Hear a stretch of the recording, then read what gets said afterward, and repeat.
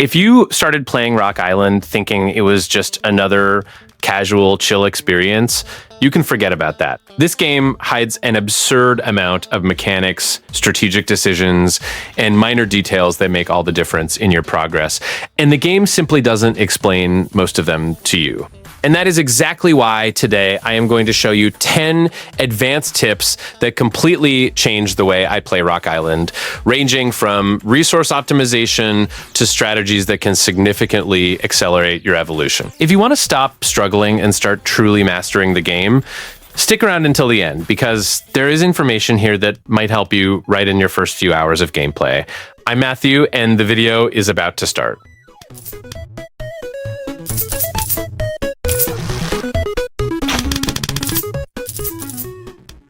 I started out playing somewhat automatically, spreading the little rock figures around without thinking much, but that is exactly where you begin to lose efficiency without realizing it.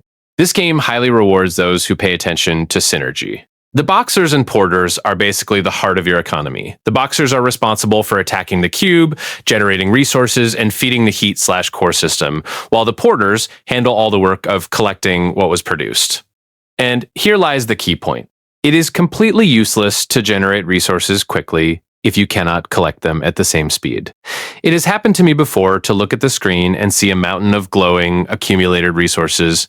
Pretty, but totally inefficient. On the other hand, there's also the opposite mistake, which is when you overdo it with the porters and leave the cube being attacked way too slowly. In this scenario, the map stays clean, but your resource generation drops significantly, and progression starts to slow down without an obvious reason.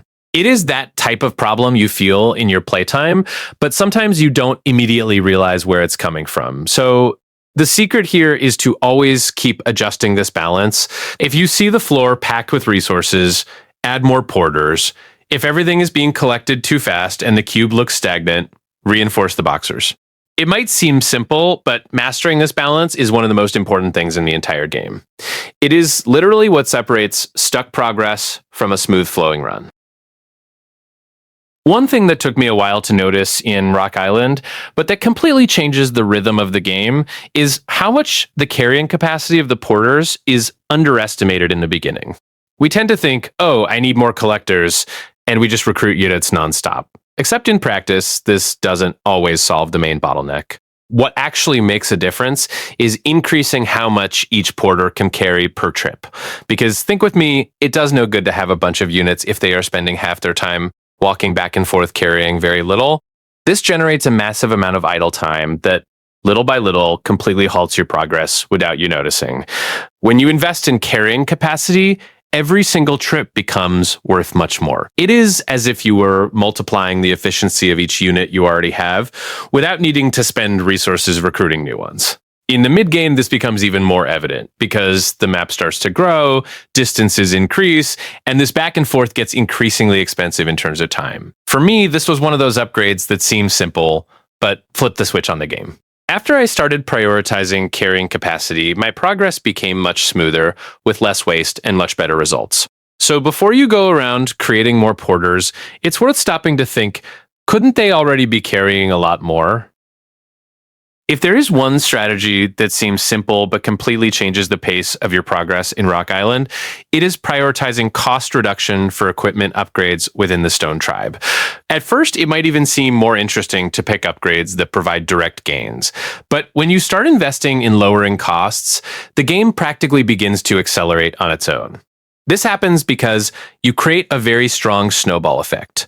Each upgrade becomes cheaper, which allows you to grab more upgrades in less time, and this accumulates in an absurd way. In a short time, you realize you are advancing much faster than before, even without directly increasing your production at that moment.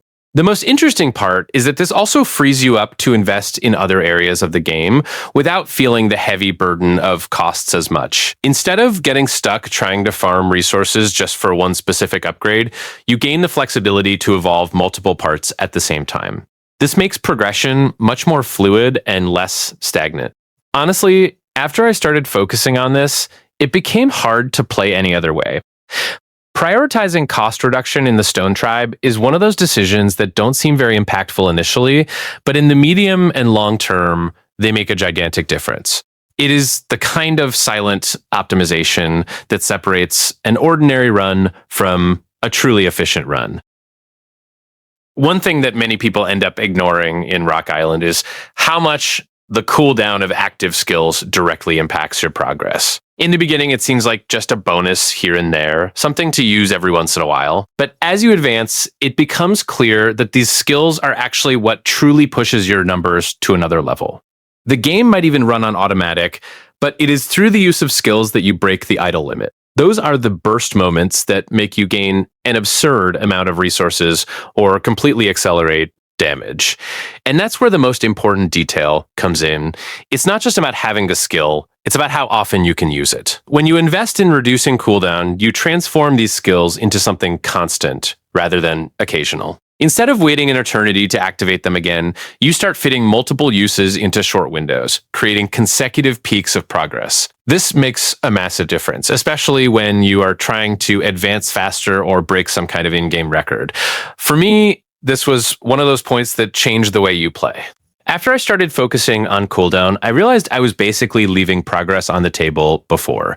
So if you really want to make that leap in the game, do not underestimate this. The more times you activate your skills, the more you master the pace of the game. One of the things that takes the longest to realize is that talents at the Stone Altar do not work well when chosen in isolation. In the beginning, it is very common to pick any bonus that looks strong at that moment. But that ends up leaving a lot of power on the table. The game rewards those who think in combinations far more than those who look for immediate gain. The secret here lies in the synergy between talents. A clear example is when you combine an increase in drop rate with attack speed. Alone, each one already helps, but together they boost each other in a much stronger way, because you increase both the frequency of attacks and the chance of generating more resources in each active window. It is that type of interaction that transforms an okay bonus into something truly impactful. And the most interesting part is that this completely changes how you view progress. Instead of thinking which talent is best right now, you start thinking which combination will give me the highest return. This type of mindset already puts you on another level within the game, because every choice becomes part of a larger strategy. Once you start putting these synergies together intentionally, it becomes very difficult to go back to playing and picking random talents. The gain in efficiency is visible, especially during phases where progress begins to slow down. That is exactly where advanced players stand out. Not because of the talents they have, but because of how they combine each one of them. In the beginning, resetting feels a bit counterintuitive because you lose practically everything you built. However, the turning point happens when you realize that these blessings are permanent and, even more importantly, cumulative. The secret is not just to reset quickly, but rather to aim for higher tiers, especially rare and epic blessings. They provide a much stronger boost to your next run, accelerating growth in a way that simply cannot be compared to normal upgrades. It is that type of progress you feel right in the first few minutes after the reset. I have fallen into the trap of resetting too early myself, picking weaker blessings just to advance faster. But in the long run, this holds back your development. When you hold out a bit longer, extract everything you can from the current run, and guarantee a higher tier blessing, the next round comes in much stronger and more efficient. In the end game, this practically becomes the main strategy. You start playing with your mindset on how to reach these rarer blessings, because that is what defines how fast you scale in the subsequent runs. So do not see the reset as a loss, see it as an investment.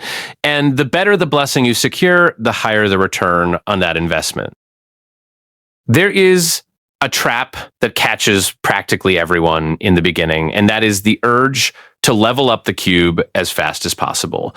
It seems logical, right? Higher level, more resources, more power, but the game has a very clear warning that many people end up ignoring.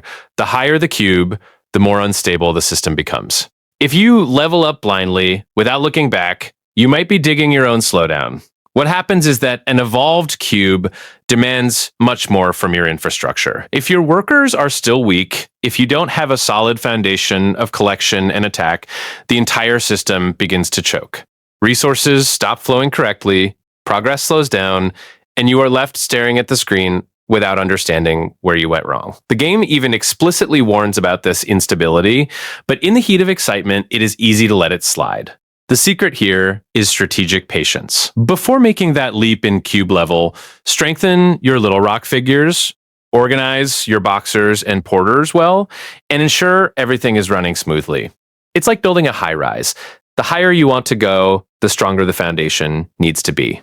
Raising the cube without this base is basically creating a gigantic bottleneck that will cost you much more time later. I have fallen for this myself, and I can tell you, it hurts to see progress stall out of pure haste. Now, every time I think about evolving the cube, I first do a mental checklist of my infrastructure. Growth in Rock Island is not a speed race, it is a race of balance. When you understand that strengthening the base comes before leveling up, the game changes completely. One thing that many people pass up on is seasonal maps. When they appear, it is common to ignore them and keep farming on the main island because it feels safer and more predictable. Except in practice, this ends up being a mistake that significantly slows down your progress. Seasonal challenges are designed precisely to provide that push that the base game cannot offer on its own at that moment. They bring exclusive rewards that directly impact your progression, and they are often much stronger than any gain you would get by staying stationary in the normal grind. The most interesting part is that these maps work as a smart shortcut. Instead of spending hours trying to optimize minor gains on the base island, you enter a challenge that, if well utilized, hands you back a much more significant advancement in less time. It is that type of content that breaks the rhythm and accelerates everything at the same time. For me, whenever a seasonal map unlocks, it becomes an immediate priority because ignoring it is basically leaving free progress on the table. So if you truly want to evolve faster, stop just repeating the cycle of the main island and start exploring these challenges as soon as they appear. One of the most curious things about Rock Island is that in the late game, the visual presentation of the game itself starts giving you hints that your build is working. It reaches a point where the screen becomes absolute chaos with numbers, multipliers, and effects happening all at the same time. And it might look like a mess, but in reality, it is an excellent sign. When you start seeing these absurd numbers exploding on the screen, it usually means your synergies are locking into place well. It is the result of multiple layers of optimization working together. Talents, upgrades, unit balancing, everything contributing to this exponential growth. It isn't just aesthetics, it is practically a visual thermometer of your efficiency. And it is precisely at this moment that many people make a mistake. They hesitate to spend resources. Except in practice, this is the best time to invest everything.